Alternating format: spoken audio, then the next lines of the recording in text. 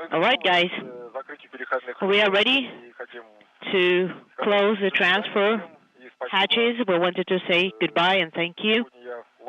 I am bringing home today two wonderful crew members, Scott and Mikhail. So thank you so much to everyone for your support and for your work.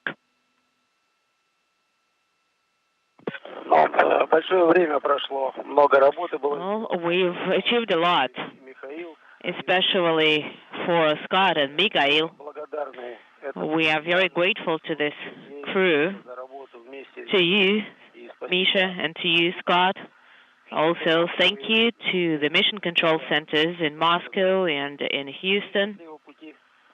And good luck, guys. We'll see you soon on the ground.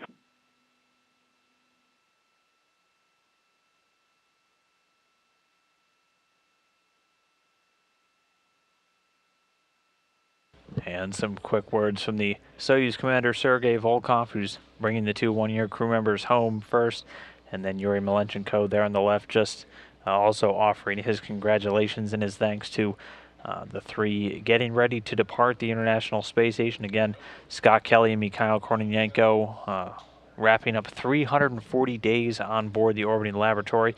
For Sergey Volkov, 181. He's going to be commanding the Soyuz craft through tonight's activities and the descent back down to Earth.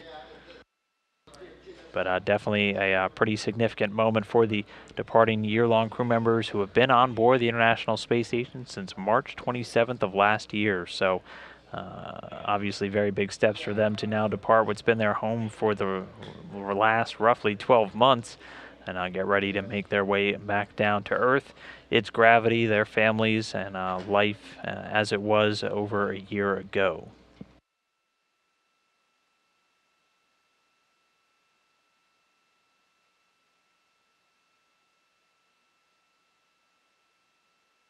And once the hatches get closed, we'll stand by for the official hatch closure time and a location of the station.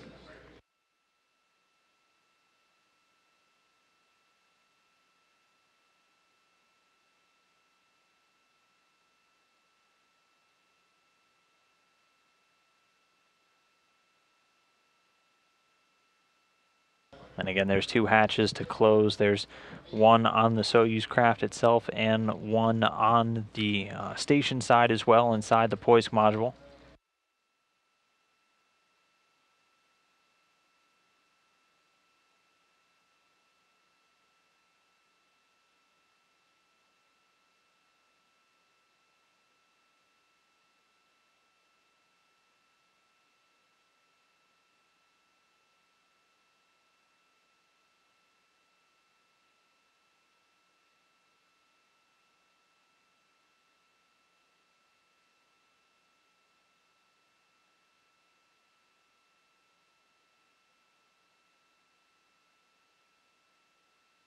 Sergey Volkov doing one final wipe down of the sealing ring around the Soyuz hatch before he closes it.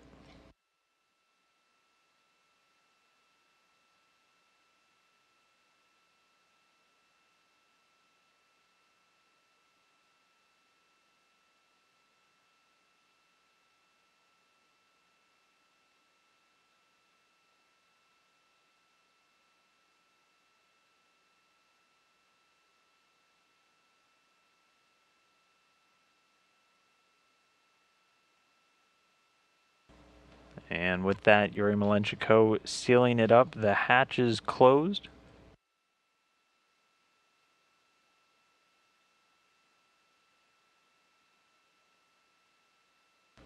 The visiting vehicle officer reporting, seeing the telemetry. The hatch is closed at 3:43 p.m. Central Time, 4:43 p.m. Eastern.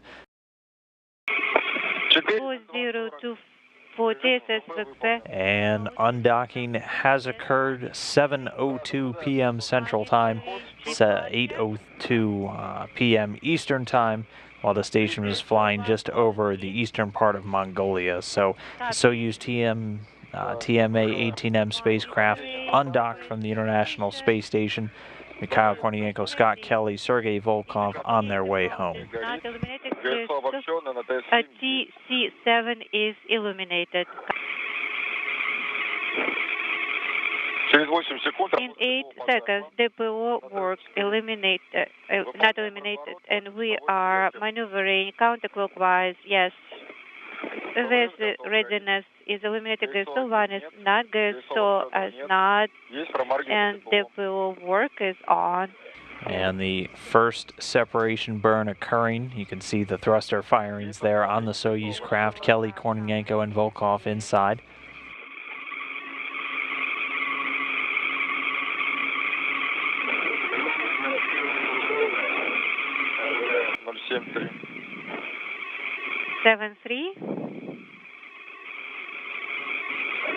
The visiting vehicle officer here in Houston confirming the second burn has begun. The station is shifting to the right and up 45 degrees.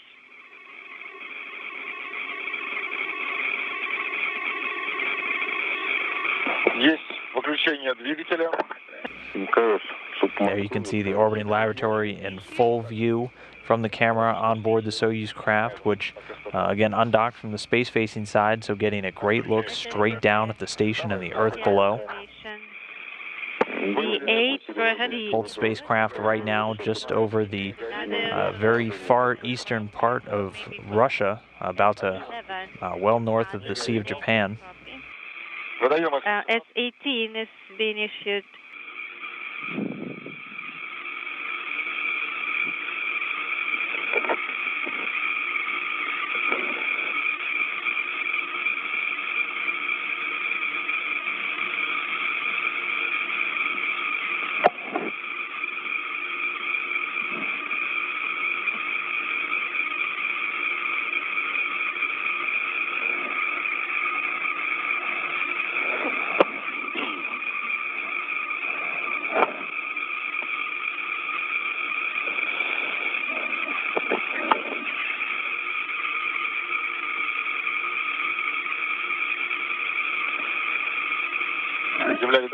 Can you see the Earth? Yes.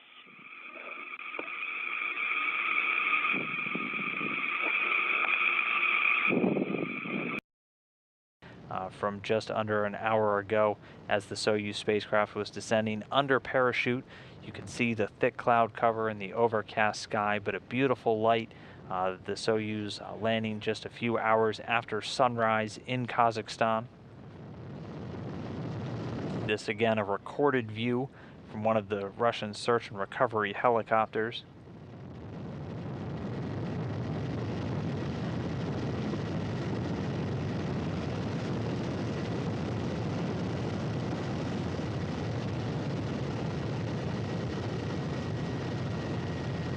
And so at this stage, the Soyuz capsule was well under its main parachute, a massive parachute designed to slow the Soyuz down from a descent rate of 80 meters per second to just 7.2. The parachutes being initially opened at an altitude of about 6.6 miles. You can see the capsule descends upright. Occasionally will land and roll over on its side, but in this case the capsule landed upright. So it made things easy for the search and recovery forces.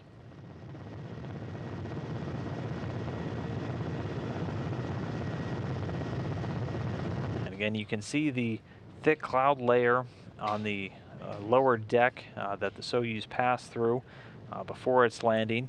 It's actually fairly similar to the landing just 1 year ago in March, when NASA astronaut Butch Wilmore touched down in Kazakhstan through some fairly thick clouds. The search and recovery forces finding the Soyuz today much quicker, though, getting to Kelly, Kornienko, and Volkov in a very expedited fashion. All 3 crew members out of the Soyuz within 30 minutes. So definitely getting some favorable weather. March, usually one of the most dynamic in terms of weather, one of the most difficult when it comes to Soyuz landings. So this of the 3 comfortable chairs that are set up in front of the cameras, you'll be getting a very clear view of that. And we're standing by. We can see the crew members back. Any idea who it is yet? I'm trying to get into position to see.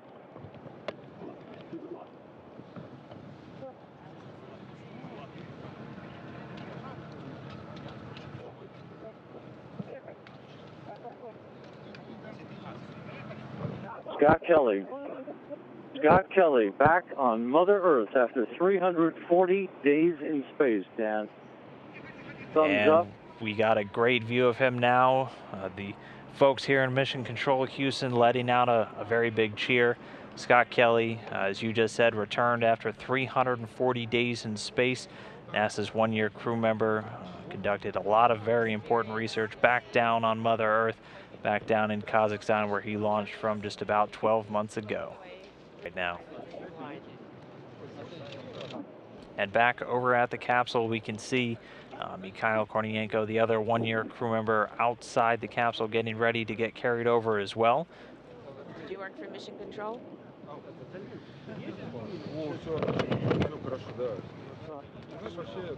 And then Scott Kelly absolutely relishing the fresh air out here in the mid-morning hours here in the southern steppe of Kazakhstan, breathing deeply, enjoying every second of his return to Earth.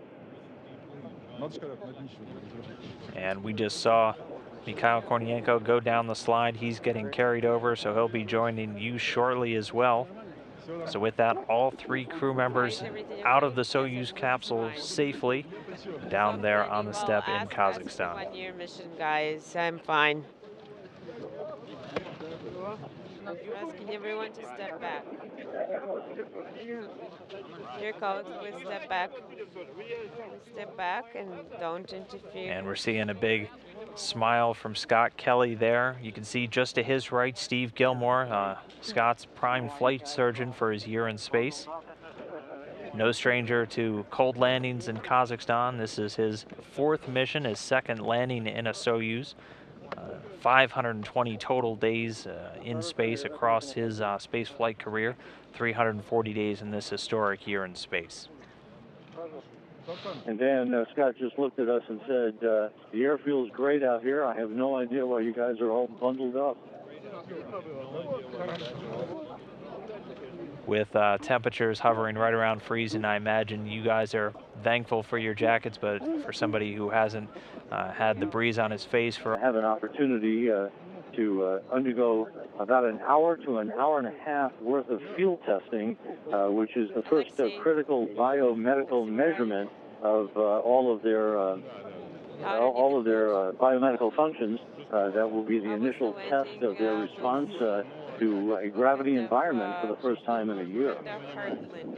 While we exercise there on a regular basis. Yeah.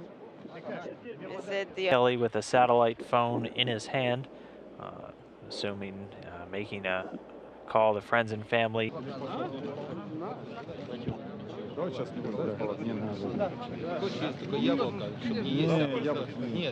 you like to hold an apple? Not to eat one. Well, this... Let's move to there at Scott's front, you can see NASA Chief Astronaut Chris Cassidy there in the black jacket. Just behind him, Joel Montalbano, manager for the International Space Station. Here another view of Mikhail Kornienko, the Russian cosmonaut who also just wrapped up the year in space along with Scott Kelly. And here's Scott Kelly making his way over too, as Rob reported, looking quite hale, quite happy to be back on Earth and not at all affected by the cold weather down there in Kazakhstan. Happy to be breathing some fresh air down on Earth after 340 days in space.